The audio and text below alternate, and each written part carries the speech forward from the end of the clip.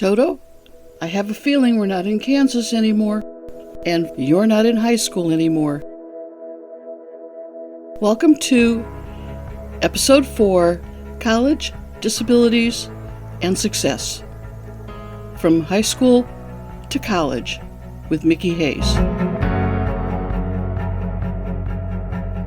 I really want to focus on the changes that you're going to see happening from when you go from the K-12 system into the college system.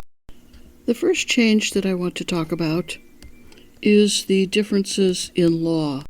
The K-12 system is under IDEA, Individuals with Disabilities Educational Act, and the college system is under the ADA, the Americans with Disabilities Act, and FERPA, Family Educational Rights and Privacy Act. Now, under both of these laws, privacy is protected.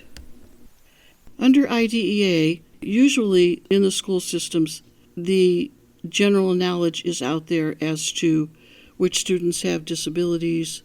Because there's so many different staff and faculty and teachers and support staff for the student with a disability, that the information is more common knowledge, definitely more common knowledge, in my opinion, than it is in college.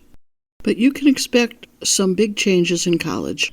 Number one is confidentiality. Because of the FERPA law, Family Educational Rights and Privacy Act, your information after the age of 18 is confidential. And that means when you get to college, they do not automatically know that you have a disability. When your transcripts come from the high school, they are not going to say that you had a learning disability or a health impairment or a 504 plan. That's not on your transcripts.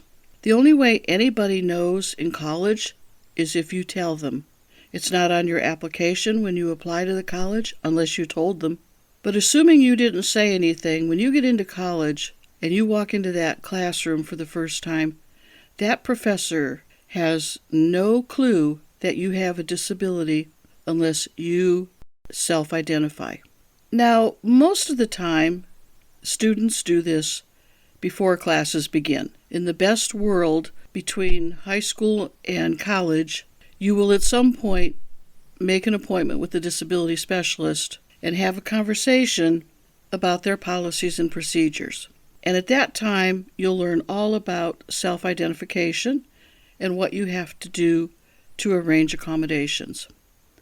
If you don't do that and you get into the class and you start talking to the professor and you assume you're going to have accommodations like you did in high school, that's not going to happen unless you actually have that conversation first with the Disability Services Office. You can self-identify to the professor, but even if you do that, you still need to get that information over to the Disability Services Office. So that is a very, very big change because you're no longer relying on other people to take care of business. You have to take care of business yourself. And your parents aren't allowed to speak about you without signed consent, unless you're present and give permission to the Disability Services Office. And that's an interesting conversation I've had over and over and over and over again with parents and new students. And sometimes the parents say yay, and sometimes the parents say, oh, no, really? Sometimes the students say yay, and sometimes the students say, oh, no, really? Because the responsibility of speaking up on your behalf falls on you, the student. And so that's the first thing you have to do, is self-identify and make sure that people know what they need to know. The second major difference between high school and college is a fundamental philosophy and legal difference. The fundamental philosophy for high school is provide accommodations, modify the work, do what you need to do to make the student successful. So the K-12 system under IDEA accommodates for success. When you get to college, They do not accommodate for success. They accommodate for equal access. And that is a big philosophical difference and legal difference. And it has a big impact on the accommodations that you're going to get in college. In high school, they can modify your work. If the class is doing 50 vocabulary words and you have a struggle with that, they might cut yours down to 20 or 10.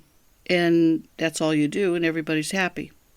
In college, if the class has to do 50 vocabulary words, so do you.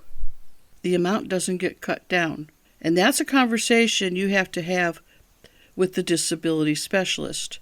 And you want to be thinking about how your accommodations could work out for you so that the impact of your disability doesn't affect your ability to show what you know. But in college, they are not going to modify the assignments.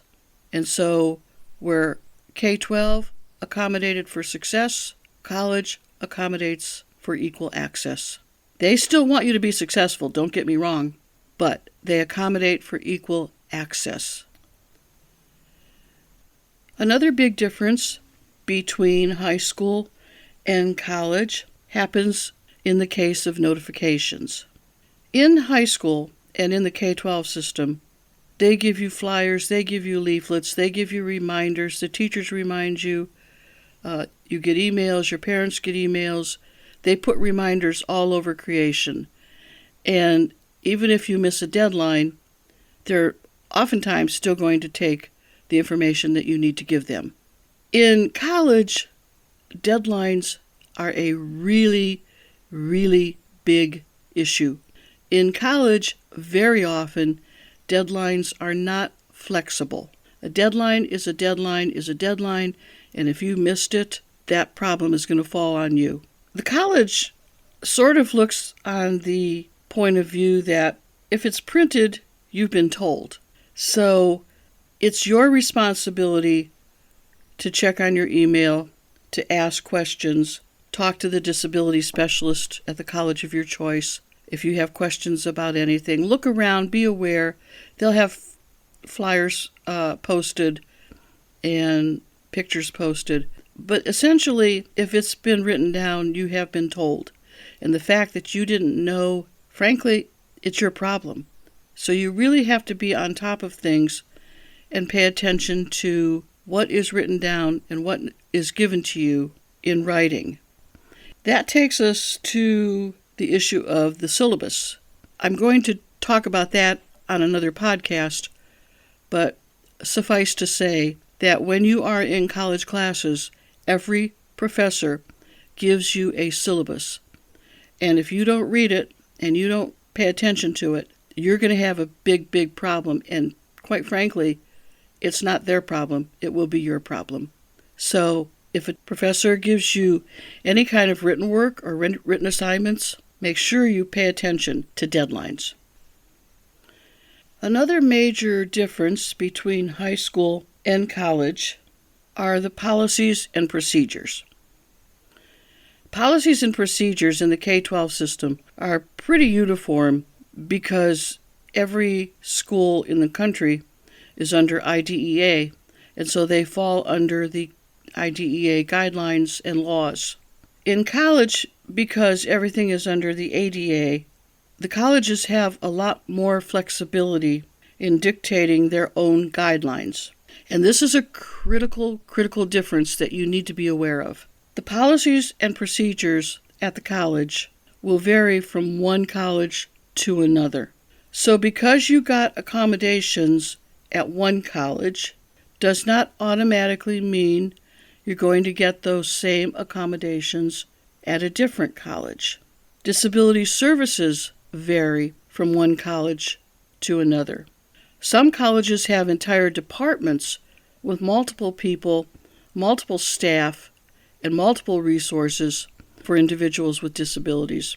Other colleges have one person who works with disabilities on a part-time basis while they're advising gen ed students. And that is a huge difference in services.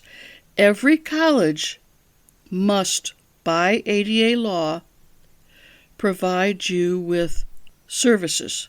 But the type of services, the quality of the services, the expectations of the services are going to vary from one college to another. So before you even start that process, you need to go back and do your homework and make sure that the college that you choose turns out to be a good fit for your needs. Some students I knew needed a lot of attention, and they needed a lot of support and a lot of help. Other students I barely saw. They would pop in once a semester, get their accommodations, go back to classes, and that was it. I never saw them again for the rest of the semester. So it totally depends on your needs and on the school and on how serviceable they are. I guess available to you is probably a better word. Documentation from the K-12 system to the college system is also very different. I had more students than I can count show up in the office with an IEP, and most colleges take IEPs now as part of your history and to identify that you have a disability, but they're really limited on how much they can provide you based on the IEP. Most colleges want some sort of psychological evaluation that has been given to you using adult norms. I had students who showed up with an IEP, and the reality was they were tested in kindergarten, first grade, second grade maybe, identified that they had a disability, and that identification followed them all the way up to graduation. And that works. It works just fine in the K-12 system. But in the college, they want to know if you have updated documentation using adult norms, NORMS norms. Now, the only way you can find out what your college needs from you with regards to documentation is to ask them. And again, that goes back to those early conversations that you had before you even applied to college. Don't assume that things are just going to magically happen. Don't show up to the disabilities office right before college starts, before classes start, and assume that things are magically going to happen like they did in high school. So you really need to plan ahead and make sure all your ducks are in a row before you get to that first day of school. Again, on another podcast, I'll go into documentation in a lot more detail.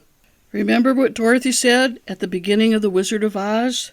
Toto, I have a feeling we're not in Kansas anymore. Well, I'm going to change that around a little bit and say, student, I have a feeling you're not in high school anymore. Things are going to change. And you simply need to be aware of what changes are going to come and how they're going to impact your life as a college student. If you want more information about life as a college student, you might want to check out my website, mickeyteaches.com, and look for the course that I have created, and it takes about 3 hours to go through it.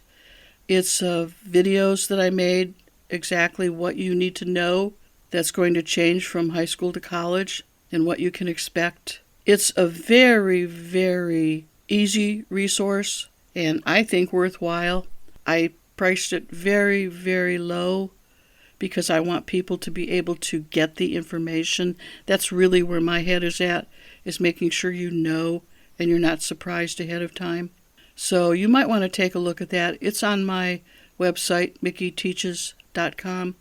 There's also all kinds of resources, other resources on my website that I have put together on disabilities, different kinds of disabilities, accommodations, universal design for learning, all sorts of resources there. So you might want to take a closer look at that as well. I hope you have a wonderful day, and I look forward to talking to you again when I do episode 5. Take care. Bye. The information contained throughout this podcast has been gleaned from my own personal experiences. But to ensure accuracy, please contact the Disability Services at the college of your choice to have first-hand information and the most up-to-date policies and procedures followed by your particular institution of higher education.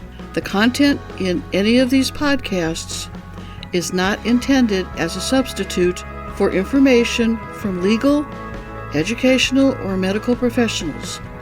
Always seek the advice of your attorney or qualified healthcare provider with any questions you may have with regards to legal, educational, or medical concerns.